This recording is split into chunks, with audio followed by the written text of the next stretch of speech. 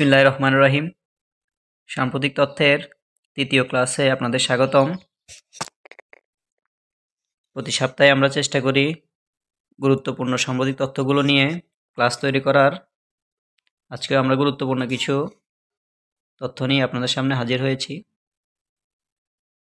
সম্প্রতি Russia Ukraine যুদ্ধ বন্ধে ডোনাল্ড ট্রাম্প বৈঠক করেন সৌদি আরব। বিশ্বের সর্ববৃহৎ শেয়ার বাজার new York stock exchange.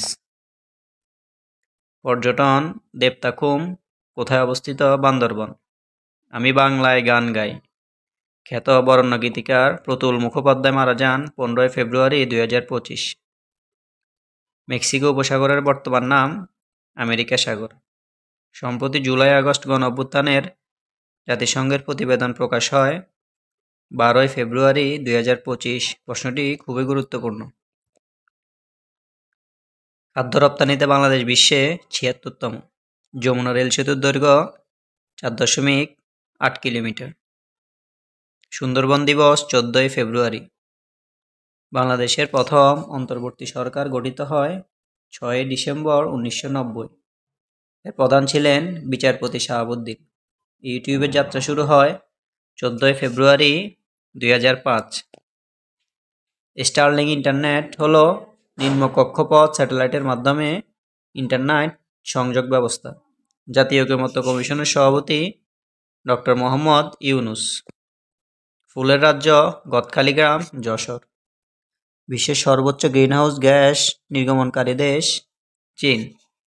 ADP annual development programme. ICC champion ট্রফির বর্তমান শিরোপাজয়ী দেশ পাকিস্তান। ইউরোপীয় ইউনিয়নভুক্ত দেশ 27টি। পোশাক রপ্তানিতে বাংলাদেশের সবচেয়ে বড় বাজার ইউরোপীয় ইউনিয়ন, কিন্তু একক দেশ হিসাবে পোশাক রপ্তানিতে বাংলাদেশের বড় বাজার যুক্তরাষ্ট্র। সাম্প্রতিক আরও 2টি ক্লাস ইতিপূর্বে দেওয়া হয়েছে, যারা ক্লাসগুলো দেখেননি অবশ্যই দেখে নেবেন।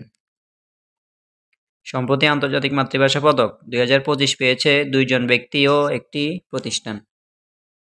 প্রশ্নটি খুবই গুরুত্বপূর্ণ। দেশের দ্রুততম মানব মোহাম্মদ ইসমাইল। স্টারলিংকের কার্যক্রম আছে বিশ্বের 100টি দেশে। দক্ষিণ এশিয়ায় প্রথম ভুটানে।